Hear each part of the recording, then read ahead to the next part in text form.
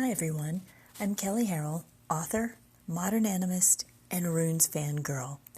Soul Intent Arts is my spiritually focused practice, and you're listening to What in the Weird, my podcast in which I talk about runes, animism, soul tending, and how all of that intersects through sacred activism on my path.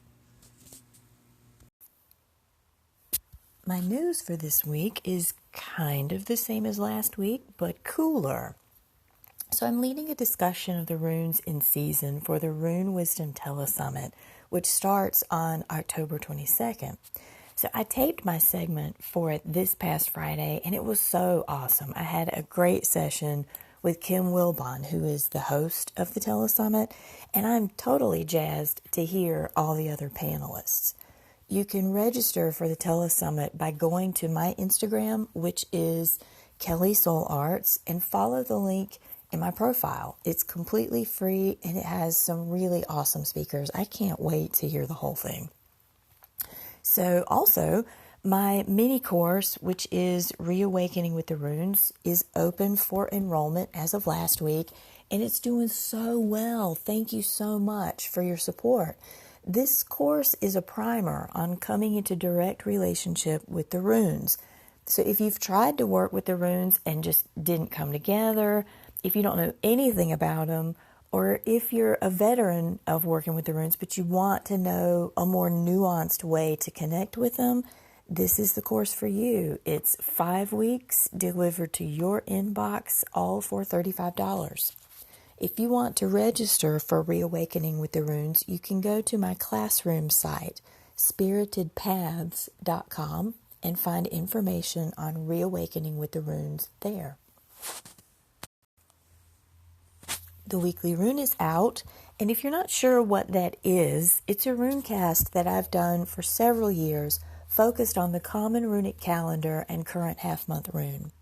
If you're not sure what a half-month is, listen to the early episodes of What in the Weird, or just go read the weekly rune at soulintentarts.com. It's explained at the beginning of every runecast.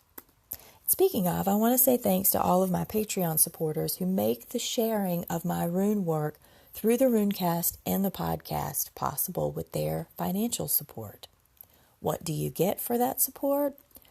Well, the full weekly rune with no ads, more detail on the runecast, weekly prompts for engaging the half-month rune, and a Galder recording for how to work with the weekly runecast through chanting.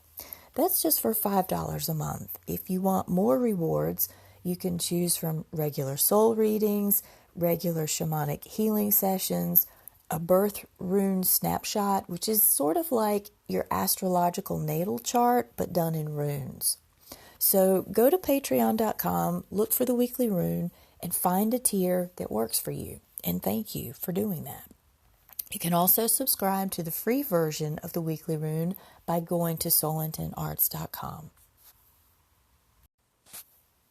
Wunjo is the half-month rune for this week, and it's the last rune in the first et of the Elder Futhark. The thing to remember about last runes in ets is they're a point of celebration, though they're also about deep reflection, and that is no less true of Wunjo. So everybody wants Wunjo in their runecast. It's the joy rune, and we've internalized that it's this strings-free state of bliss. And it is, sort of.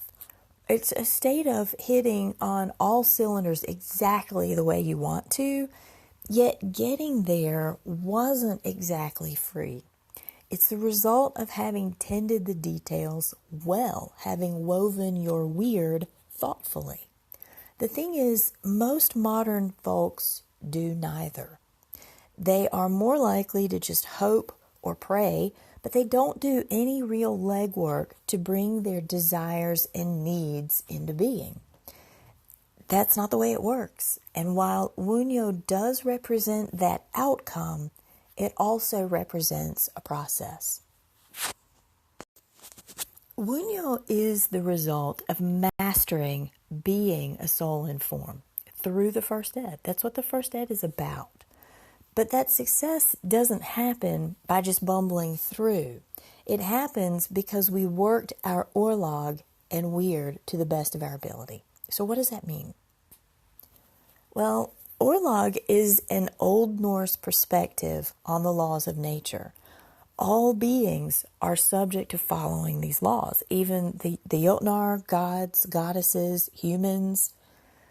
Weird, which we talked about in detail in one of our very first podcast episodes, is the way in which we function with orlog. The traditional viewpoint or the way of looking at all of this is sort of like a tapestry. All of life is represented by the tapestry, and we have some control over how we weave our part of it. Notice I said some control.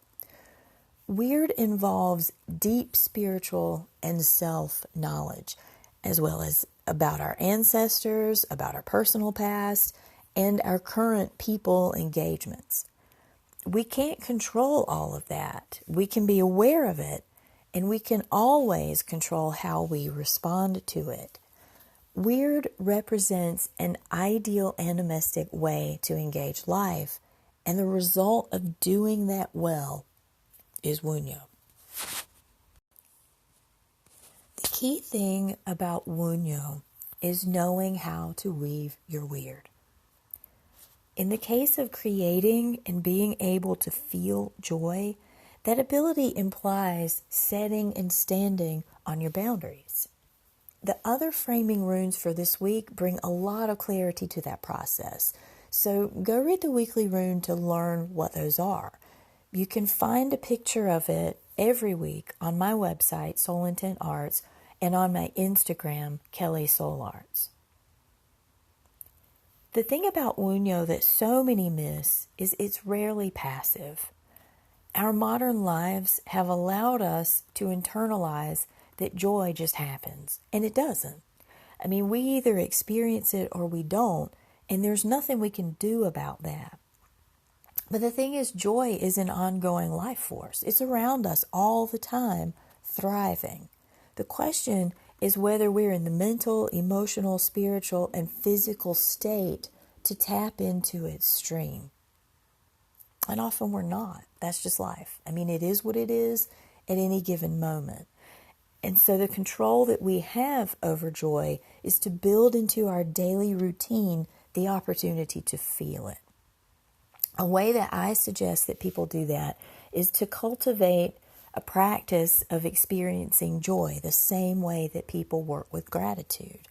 A lot of people have a daily gratitude practice in which they take the time to express, accept, and feel gratitude every day. And I would suggest that we have to do the same thing with Wunjo. Take a few minutes. It doesn't have to be an hour of your time. It can literally be 2 minutes or less of your day to recall a memory of joy. See, the thing about when you don't feel something positive in your present and you go a long time without feeling it, you start to think that you're incapable of feeling that anymore. And the way that we have to get back to it is to remap it in our bodies, in our psyche. And the way that you do that is to recall a memory of joy. When this first was suggested to me by my spirit allies, I called bullshit because I couldn't remember a feeling of sheer joy. Like it was always complicated by some other warped aspect of my life. And it took me a while to get back to a pure, joyful memory from my childhood. And when I did, I was able to sit with that memory, and it literally was seconds. It didn't even last 2 minutes. The memory was just seconds from my childhood.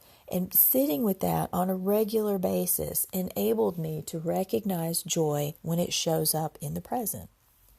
So take a few minutes and think of a joyful memory from your past. And allow that memory to fill you completely. The first thing I want you to notice is where it shows up in your body. What do you feel? What sensations come up? What people were involved in that memory? Where were you? And how did your body feel in that moment, that joyful moment in the past? Take some time daily to go back to that moment and feel it fully. Feel the joyful moments of the present by being able to recall that time in the past. And think of when you brought joy to someone else.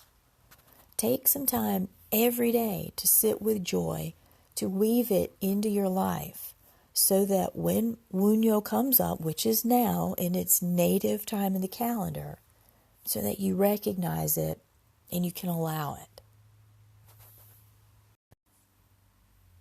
That's all for this episode. If you have questions or insights about Wunjo, or you just want somebody else to witness your joy, lay it on me. You feel free to email me at kelly@soulintentarts.com, or you can call in through the Anchor app, which you can download for Android or iPhone. You can also check out earlier episodes of What in the Weird by downloading them from Google Play or iTunes and several other platforms. And if you get a chance, check out Everyday Animism, which is another podcast that I co-host with two other lovely ladies, and that's also on Anchor and other platforms. You can learn more about me and my work by visiting soulintentarts.com or my Instagram at KellySoulArts. I'm Kelly, and this has been What in the Weird.